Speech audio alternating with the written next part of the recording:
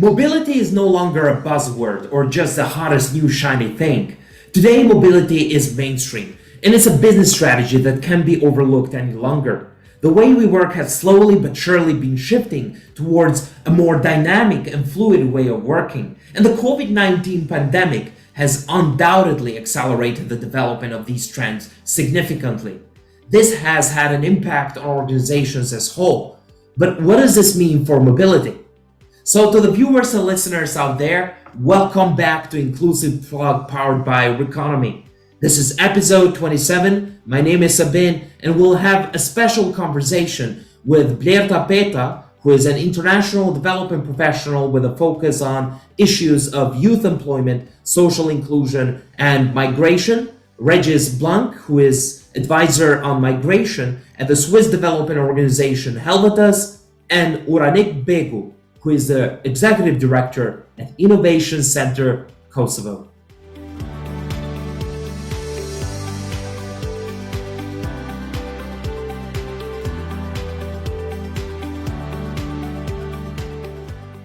When we say mobility, it's not only the physical movement of people, but also the future of work in terms of changing job profiles, regional skills standardization, freelancing, and the changing world of work. Nowadays, the world of work is becoming short-term contracts and people move from one profile to another. If we can start with you, Blerta, can you tell us how has the changing world of work affected mobility? Thank you, Sabin. Thank you for having us on this topic as well. We have to say and admit that the changing world of work is one of the defining features of the society we're currently living in. And as we all know, this is especially influenced by the technological advancements, but it did see further acceleration because of COVID-19.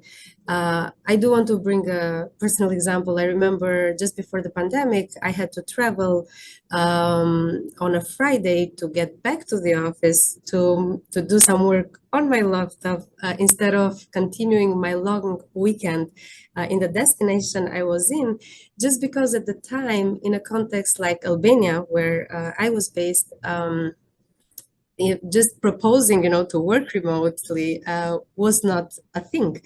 So while for some countries, working remotely has been an experience even before the pandemic, we have to mention that especially for the less developed countries, this is development, especially accelerated by the recent developments. There is different ways in which now people, and especially young people, are engaged in the economy.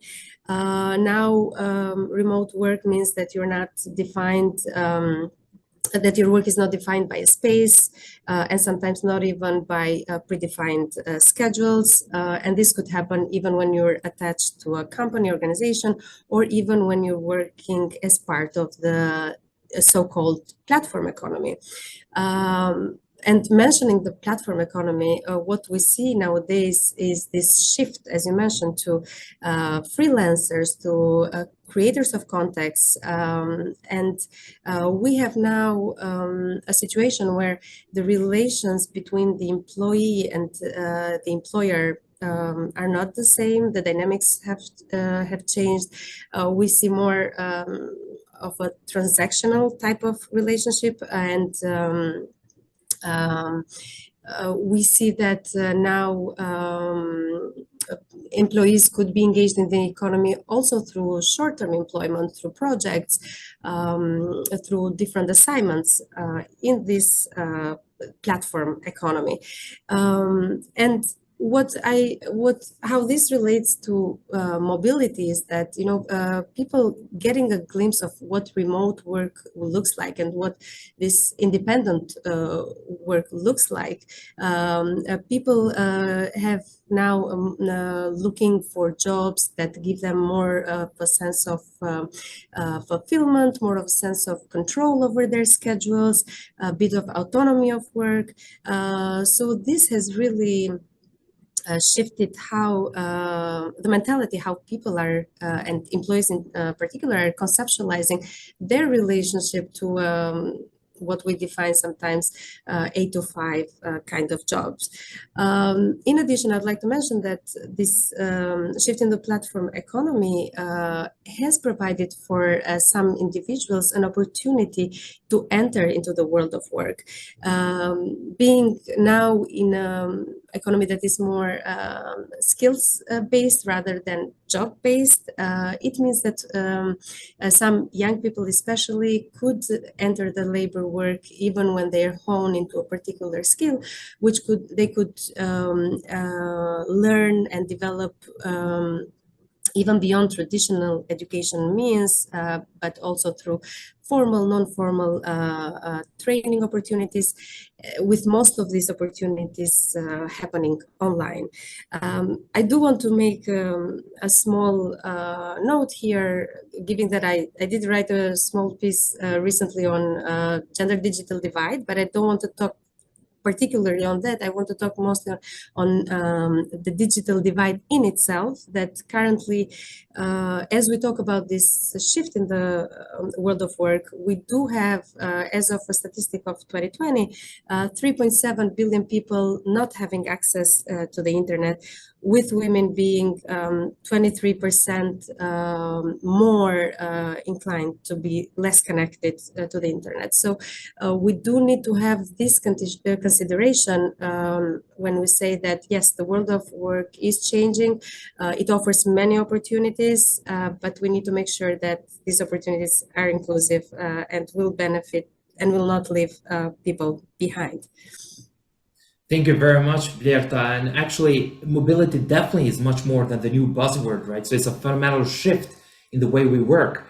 Uranik? Thank you, Sabin, and a great pleasure being in this panel with experts and distinguished people. I love listening to Blerta, who's an expert on the field. From our perspective, I think our role has been a bit more, I would say, active. We somehow at Innovation Center Kosovo, we anticipated it. We encouraged this world that somehow we live in today.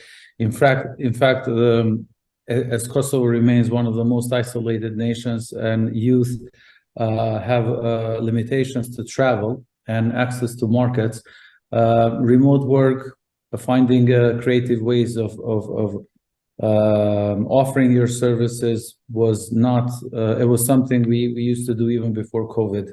So at Innovation Center Kosovo, working with freelancers, working with startups who were offering services abroad as export services was something that we really anticipated and that we actually encouraged, because we believe that this would be the face of the economy, which would make Kosovo competitive. Obviously, all of this accelerated with COVID, and even more so with the war in Russia, and with the war in Ukraine. And basically, we're seeing a higher demand for services globally now, and this is making people more, let's say, eager to learn about these opportunities. So we're seeing that our training departments are high on demand, and all of these jobs are easily converted, or skills are easily converted into, I would say, initially short-term contracts, as Blerta said, and you rightfully pointed out, but a way to penetrate this new economy, I would say, which obviously has many uncertainties, but it looks like it's a one-way path.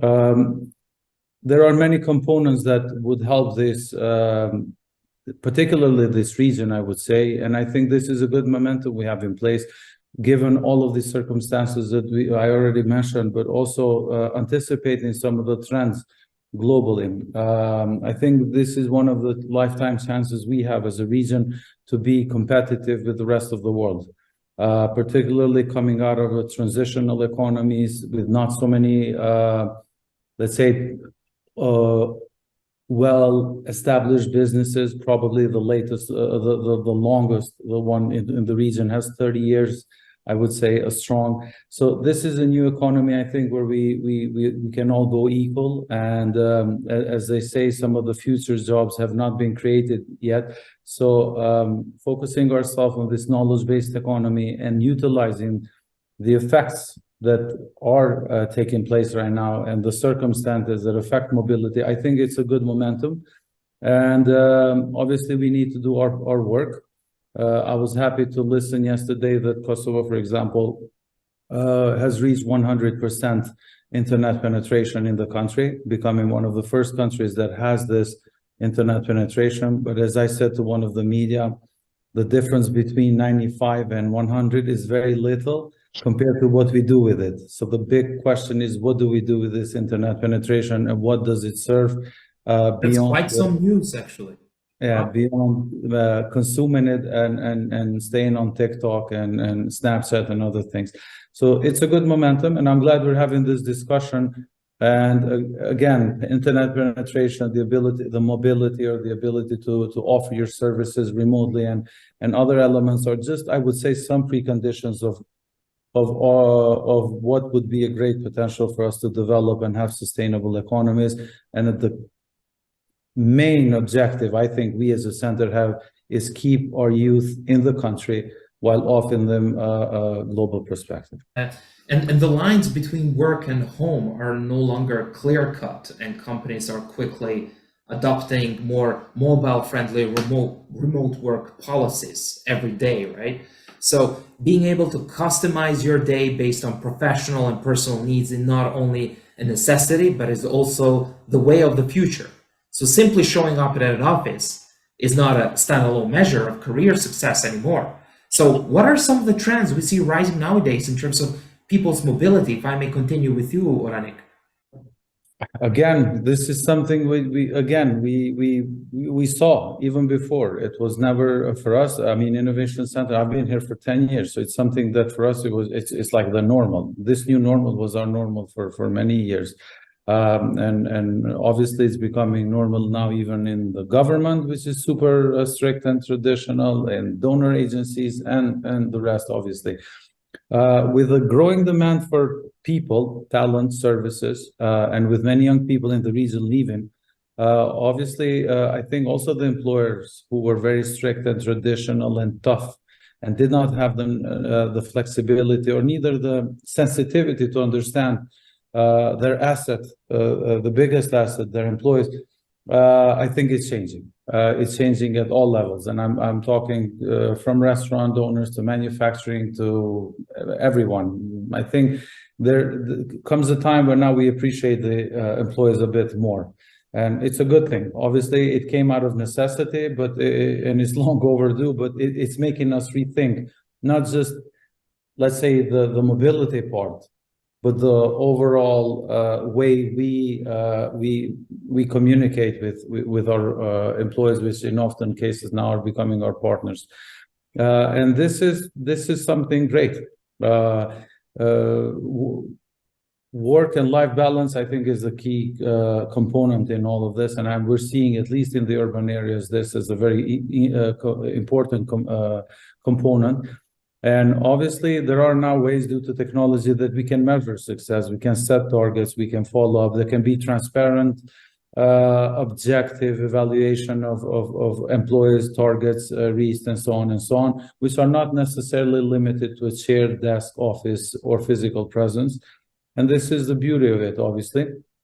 For some people, it's a bit more difficult to make the transition. For some, it's much easier. But as I think we're seeing a new generation of young people joining the labor force, basically there's no way back. This is what they want. They want the flexibility. They want to be transparent. They want to know their objectives, their bonuses, their extra targets, whatever comes with it. So they can work and reach on their own. And for me, it's, again, as I mentioned, this is something normal, which we also at Innovation Center Kosovo encouraged, and hopefully companies will manage to reform themselves and adopt new methodologies of this sort of communication, but also empowering their employees and future partners. Thank you, Uranik. And Blerta, what do you think? What are some of the trends we see?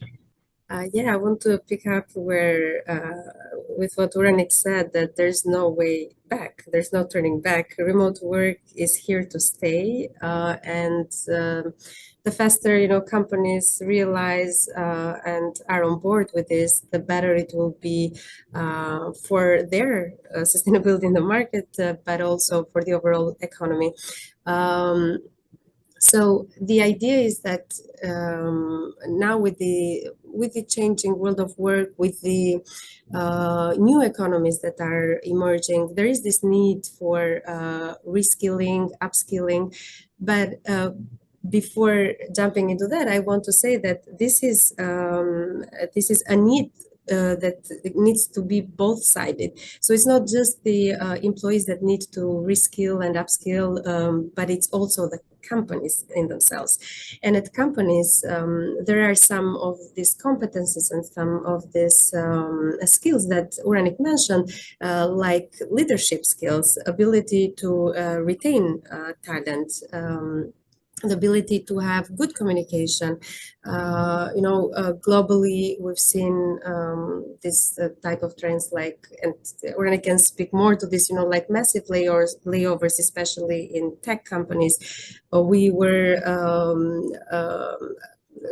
were acquainted and we were thrown this term as well as quiet quitting. So there is also so many phenomena that are impacting the world of work, and that employees find themselves into. Working in this hybrid remote environment gives employees this leverage. They've now understood that they could have more of this work-life balance, and they require more of it. So companies need to be able to offer such opportunities.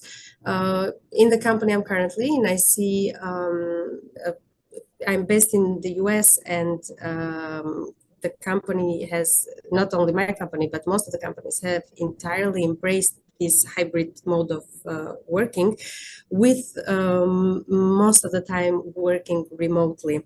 And the ways that they try to engage with employees is through having collaboration days, which are entirely focused on team building activities, on understanding more on the needs of the staff and how these needs could be met.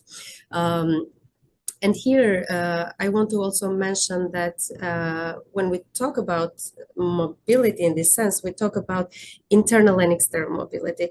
Internal in the sense that employees want to see a clear growth path within their companies. They want to see that they can grow, they can move up the ladder. And when they don't see this happening, there is this tendency that they want to do more of an external mobility, And this, coupled with the opportunities that now employees have to work remotely, not only for organizations in their own country, but also for international companies based elsewhere, gives them more chances at this external mobility as well. And I want to mention one last thing, seeing that, for example, Albania as well is experiencing a lot of physical and non-physical mobility when it comes to where they are employed. I do believe that even though, for example, a big number of young people, especially in the tech industry, could be working remotely for companies outside of their countries, they're still building this massive pool of skills that if we work properly, could be used to the benefit of the country where they reside, or where they could potentially return if they've already migrated. So now let's also talk about mobility, right, in terms of the physical movement of people. What makes people in the Western Balkans and Eastern Europe move to the core of the European Union, Regis? Thank you, Sabine, and thanks for the very interesting introduction to the topic. I think we all know that the political situation in the region was the key factor in the 90s, but at the present time, the main driver of emigration or migration from this region, but also Eastern Europe, is definitely now social and economic inequality, and also the demand for labor in EU countries. And so people are leaving their homelands in search of better opportunities and more, let's say, specifically, expert also highlights more structural challenges, such as the underperformance of the educational systems in the region, which do not respond to the needs of the markets. For example, graduates struggle with economic opportunities due to skill mismatch, and also Uranik and Blerta know better than me, but private sector enterprise also complains about the shortage of skills workforce and so on. And we also say that the lack of investment in innovation, in research, in science and so on also leads to weak attractiveness for an increasingly skilled youth, while most of immigrants are young and relatively skilled. So I think this is basically the main drivers for immigration at the moment, I would say. Yeah, thank you, Regis. And as regions experiencing high immigration and strongly relying on resources provided by their diaspora, countries in the Western Balkans and Eastern Europe do not escape this phenomenon, right? So it is now widely recognized that migrants and diasporas have a core role to play to contribute to development in their countries of origin. What is less clear, however, is how to concretely promote their contributions to development. Can you tell us what are some real examples of initiatives engaging diaspora as development actors? What are the lessons learned? Thank you, Sabine. Very good question, but also very complex question to give you a short answer. And actually, as part of the RECONOMY program and design phase, we've been thinking a lot about this whole, let's say, issue, but this question in particular. And we conducted a mission last year, and we met, by the way, ICK and Uranik. And I think this is still very difficult to have a clear-cut answer. More seriously, I think the key words are having a conducive environment, of course, and a mutual trust between diaspora communities and country of origin. I think this is the main challenge, and the only possible way is a small steps approach, which foster the sustainability of the action, but of course takes time to really consider diaspora needs and expectation. And I think this is also one of the main pending challenge. And in terms of learning, I would mention that initiatives working at local level, of course, seems to have provided quite successful results and also significant systemic impact. It may be explained by the fact that local investment opportunities avoid a certain kind of bureaucracy and also certain ethnic polarization at the national level. And there is also often a higher trust in local communities by diaspora members. And I can also mention, and I think, by the way, Uranik also mentioned it during our mission, this is instrumental to promote the business perspective and focus on the profile and the expertise of their diaspora member, rather than relying, let's say, exclusively on the emotional perspective and focusing on the nationality or the origin. And I think this is one of the key findings we had during this mission, and it was shared by many entrepreneur or startup responsible and so on. This is very important to focus on this business perspective and go out from this emotional dimension, even if we cannot totally neglect it, of course. And I would also add, it's a bit common sense, but always worth to be reminded that bottom-up approaches seems much more successful than top-down approaches with huge investment and often short-term investment at institutional and policy level, where the issue of sustainability is a real challenge. So yeah, in a nutshell, sorry for my answer, but there is no miracle formula. But as all development initiative, it takes time, a lot of time to build relationship, to build a mutual trust and mutual benefit and sustainability, I would say. Thank you, Regis. And based on your experience, do you think the diaspora as development actors are difficult to capture, kind of, or? Yeah, I think there is still this untapped potential, and I think this is not necessarily bad thing because they do not have the duty to develop or to invest. I think this is a kind of myth that international cooperation develop. So yeah, they are not a cash cow, as we say. And if a country of origin want to better tap or to better leverage the diaspora potential, and this is related to what I said just before, they have to build this conducive environment and mutual trust and promote this mutual benefit, and that's it. And unfortunately for a busy person, I think it takes a lot of time to create these conditions. Thank you very much, Regis. And more people in the Western Balkans and Eastern Europe are taking vocational skills training to then migrate to the core of the European Union. They were able to use these skills they gained in their country of origin in another country in the West. So what does this mean in terms of mobility? Blerta, if I can start with you. Yes, sure. Yeah, I want to agree with with what Regis said about this new wave of migration that the Western Balkan countries, and especially Albania, which I can talk more of, is experiencing, which is not related, which is not similar in terms of reasons behind it to the wave that we have seen in the early 90s.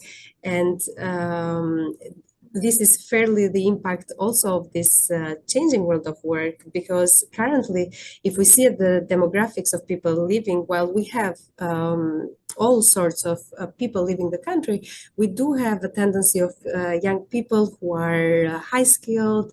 They could be currently employed in their country, and they could be fairly well off, and they're still choosing to leave the country.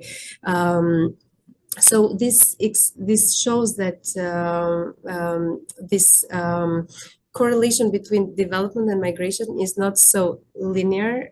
Rather, there is some big social transformations that these people, and young people in particular, are being part of, including changing world of work, including this increase in transnational ties with more and more of what we mentioned, diaspora communities being now well settled worldwide. We have these growing pull factors from developing countries. And what is also new is this increased capability of individuals to now openly express themselves and act on their aspirations. So with this, what I want to say is that it's very important for policymakers, development work that works to tackle these waves of migration, to consider that this happens in the midst of this social transformation, and it's not an isolated phenomena. Now, this discussion of people getting skills in their countries and then moving, especially to more developed countries, is a big discussion. We always end up having it at some point, but I think there's so many facets to it, and I touched upon this a bit earlier. I think that the skill development of young people and then them migrating, being equipped with these skills, is very positive for their development in itself. So they're not having a rough start. They're not migrating as they would migrate in the early 90s, sometimes with very low skills, with no information or knowledge to the markets that they were going to. So this gives them a good start into the countries where they are aiming to build life or get experience and return depending on each individual. What I want to say and what I want to emphasize is that when we discuss migration and when we discuss these investments in the skills development, we shouldn't leave behind the agency of the migrant themselves, who has aspirations, has dreams, has the right to develop their skills, to have a higher income, to learn better and more advanced skills than what their context could offer, and so on. What remains with the policymakers, with the governments and other actors, is to find ways into making this skill development be beneficial for both the origin and destination countries. And for example, there is this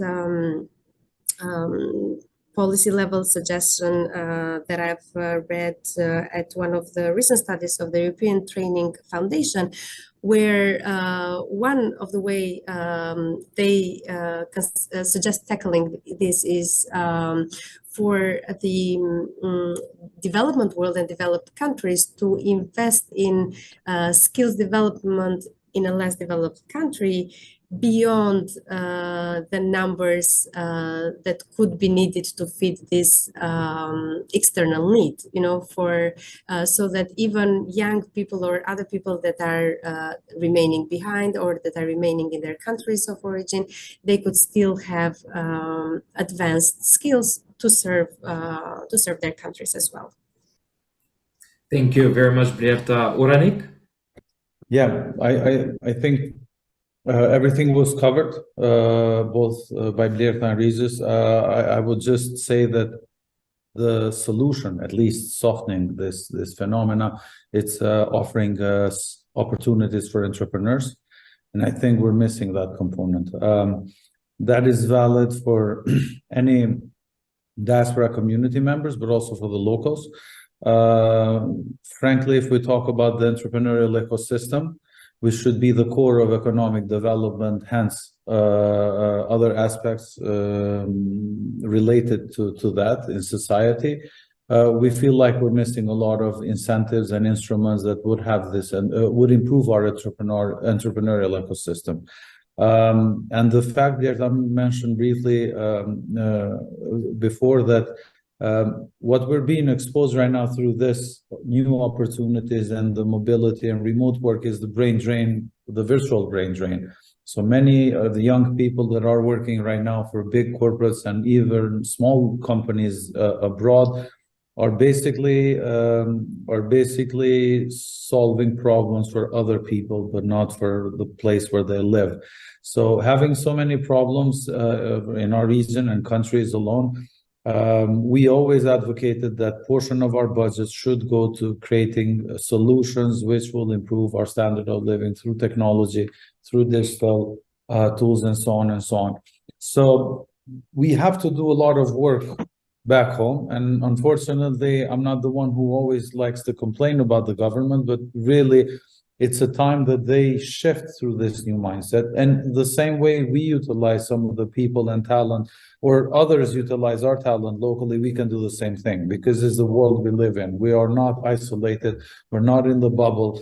So if we put clear objectives on how to improve this society, how to improve citizens for citizens, be it a public, medical, justice, inclusion, any other subjects that we want to target and really bring solutions to it, I think we have the opportunity to do it, and not just based on our local expertise, but we can really utilize the whole talent that is out there in order to solve some of our pressing issues. And as long as we don't address this and we don't create an entrepreneurial culture, I think the gap between those that want to live here and those that want to go will be very big. People will leave, as you mentioned, not only for economic reasons and political, as it was before, but just simply because they need better services as people. Simple as that. So. Thank you very much, Uranik. Regis, what do you think? No, I like this question because it's very related to the first topic about evolution of work. I mean, in terms of solution, if I use the term used by Uranik, but yeah, for me on the paper, all these labor migration mobility patterns are great. Free movement of people and so on, very great on many aspects, as mentioned by Blerta, on human, social aspects, political aspects, since this is also the original idea of the EU, economical aspect, of course, but it also, let's say, brings its own set of challenges, as we speak a lot in the Balkans about brain drain, depopulation in countries of destination. We speak about integration, social cohesion, as foreign workforce is often seen as a kind of competitors in the domestic workforce, which is, by the way, often not the reality since they don't necessarily work in the same sector. But anyway, this is another discussion. And I think this is very important to have the broad picture in mind about opportunities and challenges. And I think this is very important to have regulated and also holistic models in order to promote this win-win situation, which is a kind of ideal, but we can still aim to let's say foster or promote this ideal for all parts. And I think regulated models should also promote circular mobility, which give also the opportunity of temporary and usually repetitive movement of migrant workers between home and host areas. And just to make the link with your first question about the evolution of work, I think this is also very important to tap into, to leverage the opportunities related to the evolution of work. These whole trends, for example, the remote work, nomad work, and so on. And I think this is definitely a way forward for not necessarily resolving, but at least addressing to a certain extent these whole challenges related to brain drain, depopulation, and so on. And of course, in countries of destination, better integration, integration scheme, and so on, of course. Mobility is definitely much more than the new buzzword. It's a fundamental shift in the way we work. To the viewers and listeners out there, we have interesting topics coming up, so stay tuned. And don't forget to subscribe on the RECONOMY website.